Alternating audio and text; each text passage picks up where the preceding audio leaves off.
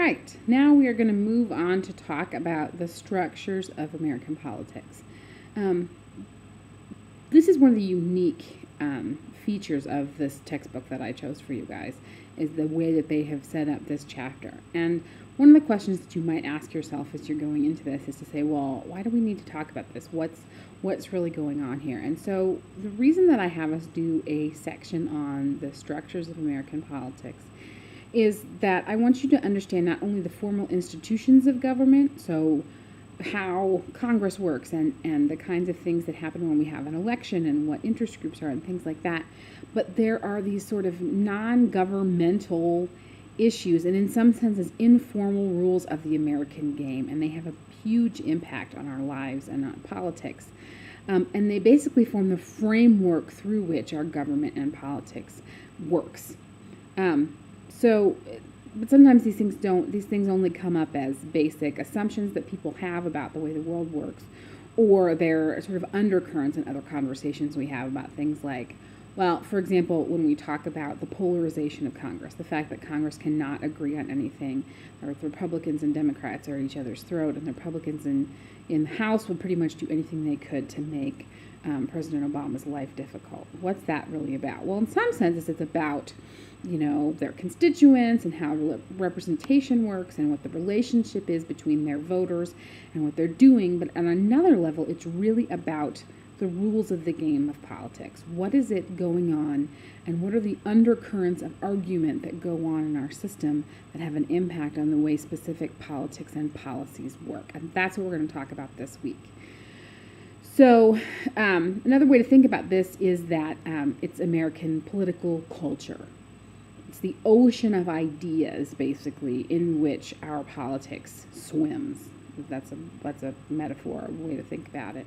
So today we'll talk about the demographics that make up our country. So that's sort of a structural issue in the sense that the relationship among people of different ethnicities, and particularly as we gain new immigrants, and also other characteristics of the people who make up the United States, have an impact on the kinds of issues that are important to them and the kinds of things that the people who are representing them in Congress and other parts of government think are important. So we'll talk about that today. On Wednesday, we'll talk about income and socioeconomic status, and more particularly about income inequality in the United States. And we'll also talk about sort of the foundational issues of capitalism and the economy that underlie many of the conversations that we have in politics, since for us, capitalism and democracy are so closely interlinked. And then on Friday, we'll talk about the ideologies, the political ideologies that form the basis for many of our political arguments. So things like conservatism and liberalism and populism and all that kind of stuff. So that's Friday. And so these are all the bigger ideas of political culture. So I won't go through the PowerPoint that I have posted on RamCT for today. Mostly just because the technology is a little complicated to make that happen. So basically, I'm going to tell you the things that I think are important, and then go and look at the PowerPoint that's posted on there, and it will reiterate many of these things. So don't freak out too much that you're not getting those kind of notes to take, because I'm not going to talk for that long right now. What do you need to know? Well, basically, in understanding demographics, the idea of demographics is that it's the characteristics of the population in our country. And there's a couple big concepts that we want to talk about here as we think about what the makeup, the population of our country looks like. The first thing that we need to think about is the fact that we're growing. And we're growing faster than basically any other developed country. So we hit 300 million people in population in 2006. And at the 2011 sort of census projection, so remember that much of this data is based on the censuses that are taken every 10 years. That's part of the constitutional job of Congress is to do a census. But they also, because of looking at demographic patterns, they can project what the actual population is every year, even if there wasn't a census. So the last data that they've projected is for 2011, and the projected population for the United States in 2011 was 312 million. So we're the third most populous country after China and India. And much of our growth that happens is through immigration. So we have a higher overall birth rate than any other developed country. But that really varies by ethnicity in the United States. So one of the interesting things that we know is that as people's standard of living rises and families have more access to family planning options, that the number of children per family goes down. And as a country gets more developed, it goes down even more. So in most highly developed countries with high standards of living and high domestic products, the average number of children is between 1 and 1.5. And we are, in the United States, our average number of children is between 2 and 2.5 children per family. Now, the interesting thing, of course, is that for whites, that's actually lower. And for most other ethnicities, that rate is higher. And much of that is also driven by immigration, because we also know that people who have recently immigrated to the United States are much more likely to have more children than those who've been here longer, and also second and third generation families have birth rates that are more closely aligned to what the average white birth rate is. The other piece of this that also is related to immigration is that we are more diverse than we once were. Over time, our population mix has changed. Now, it's sort of a challenge to think about this in terms of history, because, of course, when we conceive of, or when we think about what the initial demographic makeup of the United States was, it was almost entirely European, but it wasn't all from one country. Most people, or many people, were English, but not all. So in terms of immigration patterns, what we know is that in the early to mid 1800s, the larger groups of immigrants that came to the United States were primarily from Central Europe. They were primarily German. And there were still quite a few numbers of people who were immigrating to the United States from England and then from other parts of Western Europe. But that was primarily from Central Europe, and they're primarily German-speaking groups. In the late 19th century and the early 20th century, that shifts, and so we get more and more immigrants from Eastern Europe. So all of the Eastern European countries like Russia and the Ukraine and Czechoslovakia and Hungary and Romania, and so all of that, the makeup of those immigrant populations changes.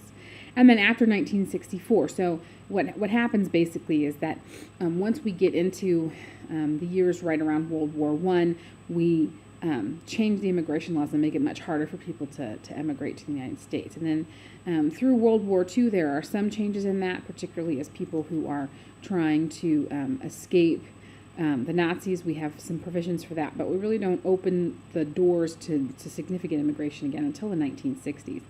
And then at that point, the people who are coming to the United States as immigrants changes again. So at that point, we're looking more at people from South Asia and Southeast Asia, and then large numbers of Muslims, both from those South and Southeast Asian countries, but also from the Middle East. So this is how the demographic shifts change. Now, of course, the biggest immigrant population that we have in the United States are Hispanics from a wide variety of countries in Central and South America. Obviously, the biggest group of these are Mexican immigrants, but there are large populations of non-Mexican Hispanic immigrants as well.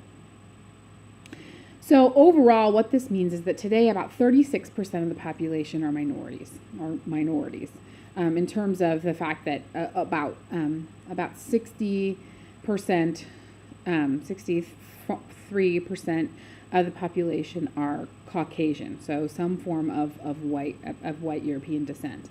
By 2050, it's projected that there will be 47% of the population will be minorities, and soon it will be soon after 2050 there will no longer be a white majority in the United States. The largest minority group, ethnicity-wise, a racial or ethnic minority that we talk about in the United States, are Hispanics. And they're about 16% of the population right now, and they're the most rapidly growing segment of the population. This is both in terms of immigration and because Hispanic birth rates are higher than than the non-Hispanic white birth rates are. African Americans are the second highest, second largest minority group in the United States at about 11%. And this conversation, we'll talk more about this later on in the semester, but there's a lot of conversation that we have about what the demographic diversity sort of does for our country, and how we should think about both legal and illegal immigration and how the laws ought to change. But we will talk more about that later in the semester. Two other important pieces of the puzzle in terms of understanding what our demographics look like is that we are moving around, and we move around a lot more than we did 50 years ago. The population center of the United States, and there's a really cool map in your book, and I think also in the PowerPoint for today that you should take a look at, that it shows the the population center based on geography in the country. So, and what you see is that point, which is sort of the center of population, moves south and west over time. So now the population center is, I don't know, somewhere in southern Missouri right now, I think. But it continues to move west and south. Now, some of that has to do with, there's a couple different things that are going on there. So people moved to what we call the Sun Belt states as there are more and more jobs. So many of as the economy shifted, we had less and less industrial jobs. We had more and more people who moved into those Sun Belt states because there were larger numbers of service jobs, and primarily healthcare service jobs, which is sort of interesting when you think about it, because what ends up happening is another part of our demographic shift, which we'll talk about in a minute, which is as our population ages, there are more jobs for people helping take care of older people. So that's one of the reasons that Sunbelt jobs increased, also because of, particularly after the mid-1960s and really in the early 1970s, all of a sudden there's cheap home air conditioning. And frankly, that's what it took for a lot of people to move into the Sun Belt and into places in the Southwest, places like Phoenix that have had huge explosions in growth because of the access to air conditioning. People wouldn't live in many of these places without air conditioning. So that has altered the sort of balance of where people live. So there are a lot of northern cities, particularly in the industrial Northeast, that have significantly lost population over the past 30 years. We all sort of have this basic idea of the giant population drain out of places like Detroit, but that's happening in a lot of other what we call Rust Belt cities all across the Northeast, where those industrial jobs went away and people went south looking for jobs. We're also over 80% urbanized. Now, that hasn't always been the case, but over time, we have, as a country, grown more and more concentrated in terms of population. So when we talk about urbanized, we're not talking necessarily about big cities, but certain kinds of population density. And so 80% of the population lives in what we consider to be urban density areas. And places like Fort Collins and all along the Front Range are considered to be urban density kinds of places. So suburbs and not just urban core places, but suburbs and other kinds of more densely populated areas. And 80% of those 312 million people live in more densely populated areas. Finally, we are getting older. So the interesting thing is that today, 13% of the U.S. population is over the age of 65. And in 2050, it's projected that that number will be over 20%. Now, that's a huge shift because normally, and when you think about sort of how lifespan works, you have much larger percentages of your population who are younger. So particularly when you look at many, for example, developing societies, you see that more than half of their population is under the age of, say, 20 or even 15. But in the United States, people are living longer, and so we have this larger population of people who are older than 65. The median age in the United States, so remember what a median is, meaning not an average, but sort of the center point. So half of the population is below and half the population is above. So in 1800, the median age was 16. So half the population was below 16 and half was above. In 2011, the median age was 35. So half the population is below 35, but half the population is above 35. And that's a significant shift. And it has an enormous amount of political consequences, as we know, as we talk about things like Social Security and Medicare and things like that. And that's why we care about these kinds of structural issues, in particular why we care about demographic issues. Because these types of changes to the makeup of American society, whether we're talking about urbanization, whether we're talking about immigration, or the aging of American population, these put stress on the way we understand what it means to be American. And it puts stress on our sort of basic understandings of who gets what. It's part of that political challenge that we talked about on the very first day of class.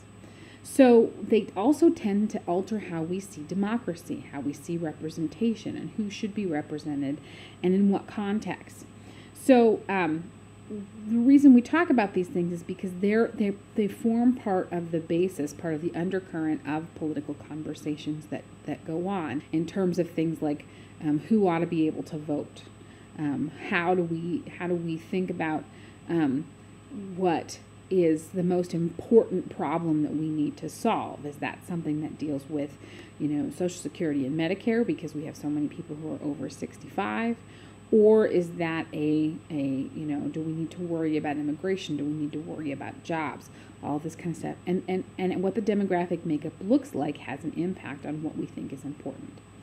So on Wednesday, we'll move on to talk about how some of these demographic issues, but then also larger issues of income and income inequality impact our conversations about policy and about politics. And I hope you guys have a great day, and I will see you on Wednesday. Bye.